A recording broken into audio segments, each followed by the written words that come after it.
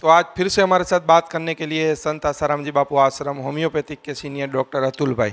अतुल भाई ने अगले वीडियो में दिखाया था कि कौन सा पानी सही रहता है, सादा नल का या फिल्टर पानी। तो आज हम डॉक्टर साहब से बात करेंगे। डॉक्टर साहब, तेल कौन सा सही रहता है? क्योंकि आजकल देख रहे हैं कई प्रकार के कई फिल्टर किए हुए तेल आ गए हैं, तो शरीर के लिए कौन सा तेल सही रहता है? हाँ, बिल्कुल बिल्कुल ठीक पूछा आपने कि शुरुआत में हमने जो वीडियो लिया था वो पानी के ऊपर था। अब जैसे आपने पूछा भी तेल, तो हमें तेल के ऊपर हम थोड़ा डिस्कस करते हैं कि तेल किस तरह से होना चाहिए।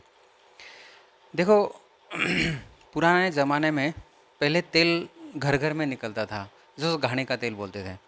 पहले तो वुडन जो लकड़ी की घानी हुआ करती थी और उसमें से तेल निकलता था, लोग खाते थे और स्वस्थ रहते थे। बल्कि मैं अभी शुरुआत में अभी ये बता देता हूँ कि हमारे लिए खाने वाला तेल कौन सा उपयुक्त है। सबसे जो अभी आपको थोड़ा मैं कैटेगराइज कर देता हूँ। एक होता है पाम ऑयल होता है, एक वनस्पति तेल होता है जिसको डालडा कहते हैं। ठीक है, ये बिल्कुल ही खाने लायक नहीं है, पाम ऑयल और डालडा। और प्राय ऐसा देखा गया है कि बाहर जो कुछ बाहर का जो कुछ लोग खाते हैं, ठेले पर खाते हैं, गाड़ी पर खाते हैं, ज़्यादातर लोग जो है वो बनाने वाले इसी तेल में, इसी में ही तलते हैं, पाम ऑयल में या डालडा में बनाने चीज़ होती है, जो कि शरीर के लिए वो अच्छा नहीं होता, शरीर के लिए वो घातक हो सकता है। ये खाने लायक नहीं है तेल। दूसरा जो होता है रिफाइंड ऑयल, जो रिफाइन होता है। अभी मैं रिफाइन के लिए, रिफाइन कैसा होता है मैं थोड़ा सा उसके ऊपर आपको मैं बताऊंगा कि रिफाइनिंग कंपनीज क्या करती हैं। तो जो रिफाइंड ऑयल जिस जिस भी बॉक्स पर रिफाइंड ऑयल लिखा होता है वो बिल्कुल भी खाने के लायक नहीं होता, बिल्कुल भी नहीं। और तीसरा, आजकल कई लोग हाई सोसाइटी वाले खाते हैं, हम ऑलिव ऑयल खाते हैं, ऐसा बोलते हैं ऑलिव ऑयल, जिसको हम जैतून का तेल बोलते हैं। वो भी आजकल हमारे बोलते इंडियन फूड के लिए तो वो बिल्कुल सूटेबल नहीं है ऑलिव ऑयल। और ऑलिव ऑयल तो मैं तो ये कहूँ कि आप खुद जो ऑलिव ऑयल खाते हो वो खुद देखें कि ऑलिव ऑयल के प्लांट्स पूरे धरती पर है कितने, गिने चुने हैं एकदम। और वो ऐसे टिन्स के टिन और इतने गैलन के गैलन अपना वो आ रहा है ऑलिव ऑयल, कौन सा आ रहा है? ये तो बड़ा प्रश्न चिन्ह इसके ऊपर लगता है कि ये ओरिजिनलिटी पर, कि ये पता नहीं केवल फ्लेवर डाल के इसको ऑलिव ऑयल जैसा बना देते हैं, क्योंकि ऑलिव ऑयल एक्चुअली ओरिजिनल मिल ही नहीं सकता, क्योंकि इतने प्लांट्स धरती पर है ही नहीं। तो ये भी हमारे इंडियन फूड के हिसाब से ऑलिव ऑयल भी सूटेबल नहीं है। और जो सबसे अगर उत्तम ऑयल है हमारे शरीर के लिए, वो है जैसे हमने शुरुआत में बोला घानी का तेल, जो घानी से बनता है। और आजकल तो वैसे मशीनें भी आई है, छोटी छोटी पोर्टेबल मशीनें, कि आप घर में भी तेल बना सकते हो। फिर भी मैं तो ये कहूँगा कि जो वुडन घानी होती, जो लकड़ी की जो घानी थी जिसमें से हमें तेल पहले हम बनाते थे पुराने लोग, वो आज भी सर्वोत्तम है और वही सबसे अच्छी चीज़ है। तो मैं अभी जैसे बताया कि आपको खाने की मतलब जो एडिबल ऑयल है वो है घानी का सबसे सर्वोत्तम। अब होता है कि चलो हम ये थोड़ा सा जानते हैं कि एक्चुअली ये रिफाइंड जो आजकल सब जगह रिफाइंड तेल आता है, कोई भी चीज़ होता है तो ज़्यादातर रिफाइन हो रहा है आजकल। तो रिफाइनिंग होता क्या है एक्चुअली? देखो 1972 के मेरे हिसाब से, मेरा हो सकता है कि साल यहाँ वहाँ हो सकता है खाद दो, पर 1972 के बाद रिफाइनिंग कंपनीज ज़्यादातर लॉन्च होना शुरू हुई है। उससे पहले घरों घर में तो तेल अपना ही बना के लोग घानी से पीते खाते थे। पर ये रिफाइनरीज कंपनी जब से आई है, आप जगह गौर करो कि उसके बाद ही बीमारियां भी बढ़ती जा रही है। तो तेल कभी भी रिफाइंड नहीं होना चाहिए। अभी क्यों नहीं होना चाहिए? क्योंकि तेल के अंदर कोई ऐसी चीज़ होती है कि जो हमारे शरीर के लिए सर्वोत्तम होती है।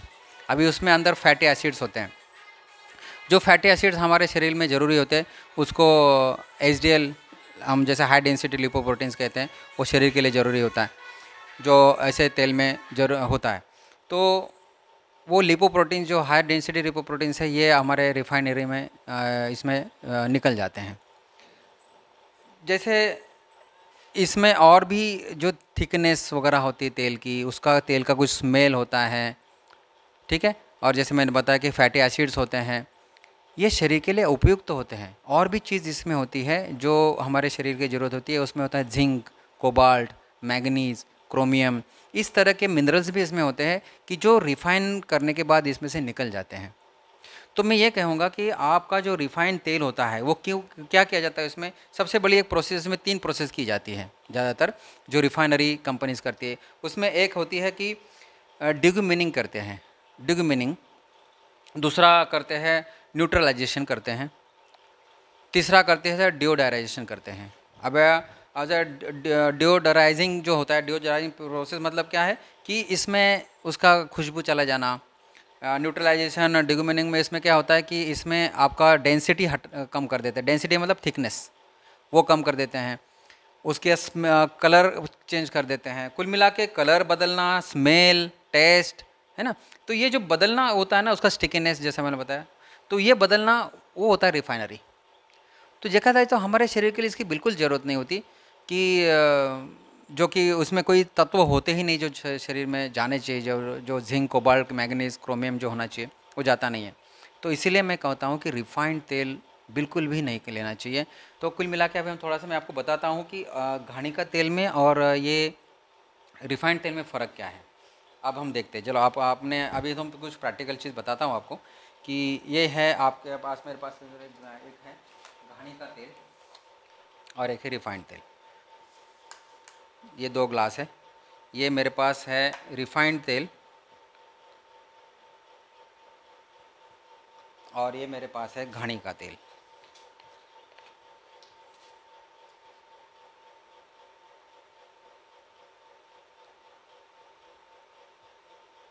ठीक है। अब ये रिफाइंड तेल में और घानी के तेल में फ़र्क आप केवल देखते मात्र से समझ जाओगे कि देखने में ही ये दिख रहा है कि ये पतला है और ये गाढ़ा है। देखने में देख दो ये कैसा है और ये कैसा है। इसमें इसकी डेंसिटी कम है। डेंसिटी मतलब स्टिकीनेस, जाड़ापन। इसमें जो था वो हट गया हुआ है, इसमें थोड़ा जाड़ापन है। इसका कलर देखो, इसका एकदम फीका कलर है, इसका कलर एकदम डार्क है। ठीक है। तो डेंसिटी के हिसाब से और थिकनेस के हिसाब से हम जब समझ में आ रहा है और कलर के हिसाब से भी हमको समझ में आ रहा है। तो इसमें जो तत्व है, अभी ये जो घानी का तेल है, इसमें तत्व में फैटी एसिड सब है। इसमें जिंक, कोबाल्ट, मैग्नीज, क्रोमियम सब आपको मिलेगा। पर इसमें वो जैसे हम रिफाइंड करने के बाद इसका सब चला गया है। केवल दिखने के लिए अच्छा होना चाहिए और पतला होना चाहिए, ये कोई क्राइटेरिया नहीं है हेल्थ का। क्राइटेरिया बिल्कुल नहीं है। ये हमें चाहिए होता है कि उसमें सारे तत्व होने चाहिए। अगर हम इसका पेज भी देखो, अभी देखो इसमें सब एसिड्स है, मैं बताया इसमें फैटी एसिड्स है। जब इसमें एसिड है, इसका मतलब मैं अगर पेज सॉल्यूशन डालूंगा तो ये लाल होना चाहिए। लाल होना चाहिए क्योंकि इसमें एसिड्स है जो शरीर के लिए उपयुक्त है। सभी एसिड्स खराब नहीं होते। हमारे खुद के शरीर में भी HCl हाइड्रोक्लोरिक एसिड बनता है शरीर में, कि जो हमारे पाचन के लिए ज़रूरी पड़ता है, वो पित्त जिसको कहते हैं, और आम्ल। तो वो है शरीर में उपयुक्त तो एसिड जो इसमें है, और इसमें एसिड नहीं है। तो अब हम पेज सॉल्यूशन देखो आपके सामने जो है, अभी मेरे पास पेज सॉल्यूशन है। ये पेज सॉल्यूशन हम डालते हैं तो पहले घानी के तेल में डालें। चलो पहले घानी के तेल जिसमें एसिड्स है। अभी ये पेज सॉल्यूशन है, पेज सॉल्यूशन। अब ये मेरे आपके पानी में जो बोला था ये वही, हाँ वही पेज सॉल्यूशन है। ये अगर हम ऑयल में डालते हैं 1 2 3 4 5 6 7, ठीक है। तो इसमें एसिड के कारण जो है थोड़ा डार्क हो गया, लाल हो गया पहले से, क्योंकि इसमें देखो आप लाल लाल इसमें आ गए। इसमें लाल लाल बूंदे भी आपने देखे होंगे। ये लालपना क्यों आया? क्योंकि इसमें एसिड है, फैटी एसिड्स है जो शरीर के लिए ज़रूरी है। इसके लिए इसका कलर थोड़ा डार्क हो गया। अब ये जो है, जो रिफाइंड है, इसको हम डालते हैं।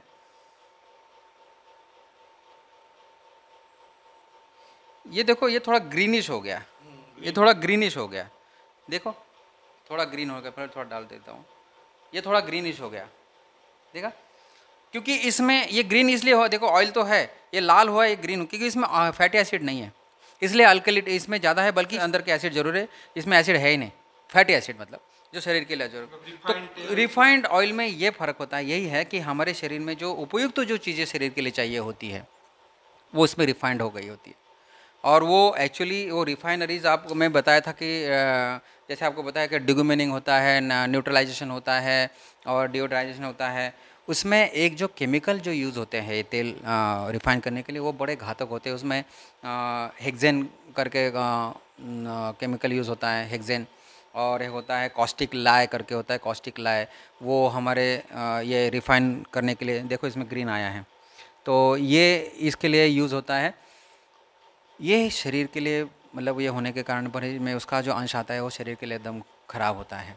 तो मैं ये ज़रूर कहूँगा। और दूसरी बात कि रिफाइनरीज़ के लिए जो तेल को गर्म किया जाता है वो 2000 डिग्री तक गर्म किया जाता है, तो ये रिफाइन होता है। तो 2000 डिग्री के बाद एक्चुअली ये रिफाइन होने के बाद अगर हम इसको फिर से यूज़ करते हैं, समझ लो अगर कोई फ्राई करने के लिए यूज़ करते हैं, तो हम दोबारा इसको नहीं यूज़ कर सकते हैं। एक्चुअली दोबारा फिर से ये एक बार इस्तेमाल किया हुआ जो तेल है दोबारा नहीं यूज़ कर सकते। पर जो घानी का तेल है ये तो गर्म नहीं किया होता है, वो डायरेक्ट होता है, तो आप इसको आप दोबारा आप इस्तेमाल कर सकते हो, उसका उपयोग दोबारा आप ले सकते हो। तो कुल मिला के ये होता है फ़र्क अपने घानी के तेल में और रिफाइंड तेल में। तो मैं ज़रूर कहूँगा सबको कि देखो घानी का तेल ही अपनाएं। और कई लोग मुझे प्रश्न करते हैं कि अभी घानी का तेल मिलता नहीं है, पर फिर भी कई जगह ऐसे लोग हैं कि जो तेल निकाल के देते हैं, आपको कुल मिला के थोड़ा ढूंढना पड़ेगा। तो आप ढूंढ कर, मैं यही ज़रूर कहूँगा कि आप घानी का तेल ही इस्तेमाल करें। तेल में भी डॉक्टर साहब तिल का तेल आता है, सरसों का तेल आता है, मूंगफली का तेल आता है, कपास का, कौन सा अच्छा रहता हाँ जी, ये भी एक अच्छा पूछा आपने कि कौन सा तेल उपयुक्त है। देखो तेलों में सर्वश्रेष्ठ तेल माना जाता है नारियल का तेल। नारियल का तेल, जो सूखे नारियल अगर हम ले और दे और कोई पीस के दे, तो नारियल का तेल सर्वश्रेष्ठ माना जाता है खाने के लिए। देखा साउथ इंडियन आप देखे होंगे, जो ज़्यादातर साउथ केरला वगैरह में, केरला तमिलनाडु में ज़्यादातर नारियल का तेल वो उपयोग में लेते हैं खाने में। उनको कभी त्वचा का रोग नहीं होगा, भले ही वो सांवले होते हैं पर उनकी त्वचा चमकती है, उनको त्वचा का रोग नहीं होता। त्वचा का रोग तो चलो उसका इफेक्ट है, बाकी बॉडी में भी, उनके शरीर में भी इतना देखा जाए तो साउथ में ज़्यादा बहुत सारी बड़ी बड़ी बीमारियाँ कम दिखती हैं। नारियल तेल का सेवन सर्वोत्तम माना जाता है। उसके बाद डॉक्टर साहब अपने यहाँ नारियल का तेल लोग सिर में लगाते, पर खाने की प्रथा अच्छा है।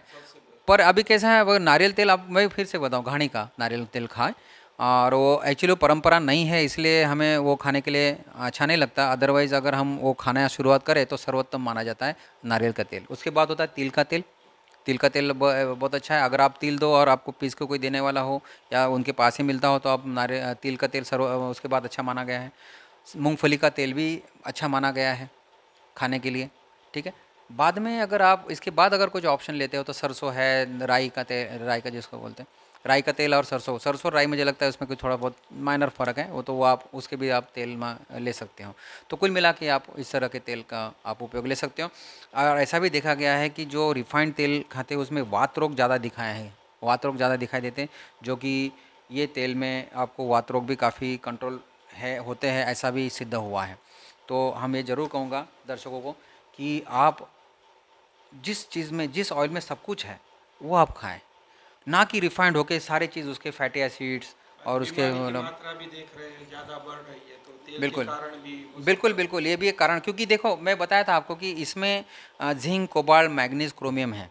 इसमें जिंक, कोबाल्ट, मैग्नीज, क्रोमियम नहीं। अभी ये इन मिनरल्स का क्या ज़रूरत है? ये मिनरल्स हमारे तेल में इसलिए ज़रूरत होती है कि जिंक, कोबाल्ट, मैग्नीज, क्रोमियम के प्रेजेंस में, उनकी उपस्थिति में हमारे शरीर जो हम खाते हैं, जो हम न्यूट्रिएंट्स खाते हैं, जो हम खाना खाते हैं, उसके अंदर का न्यूट्रिएंट्स बराबर खींचता है। तो इसके अंदर है तभी तो हमारा शरीर बराबर खींचेगा, क्योंकि इसमें जिंक, कोबाल्ट, मैग्नीज, क्रोमियम है, इसमें नहीं है। तो इसलिए बहुत बार वो पूरी तरह से शरीर में खींचते भी नहीं जाते, और दूसरी बात खींच भी जाए, शरीर में चली भी जाए, तो कहाँ पहुँचना है उस न्यूट्रिएंट्स को, कौन सी जगह पहुँचना है, वो ये जिंक, कोबाल्ट, मैग्नीज न होने से दिक्कत हो जाती है। इसलिए ये भी एक इसका फ़ायदा है कि इसके अंदर का जो जरूर नहीं है कि रिफाइंड की तरफ ही लोग भागे। बिल्कुल, जिस तरह से एडवर्टाइज़ होती है, देखो एडवर्टाइज़ का ज़माना है, लोग एडवर्टाइज देख के बस ये अच्छा है, अभी नाम क्या लें, अलग अलग कंपनीज, आप लोग सब तो जानते ही हैं कौन सी रिफाइंड कंपनीज हैं, उसका एडवर्टाइज देख के आप तेल लाते हो और खाते हो, पर बल्कि आपको फ़ायदे से ज़्यादा हानि होती है। तो कुल मिला के आप घानी का तेल जरूर लें। उसमें भी अगर वुडन घानी हो, लकड़ी का घानी का मिल जाए तो सर्वोत्तम माना जाता है। तो आपने देखा, ये थे संत आसाराम जी बापू आश्रम होम्योपैथिक के सीनियर डॉक्टर अतुल भाई ने प्रैक्टिकल करके दिखाया कि कौन सा तेल शरीर के लिए अच्छा है। तो आप लोग भी कमेंट बॉक्स में जाके अपनी राय जरूर रखिए। कैमरामैन अंजनी के साथ नीलेश ठक्कर, सूरत से रफ्तार न्यूज़।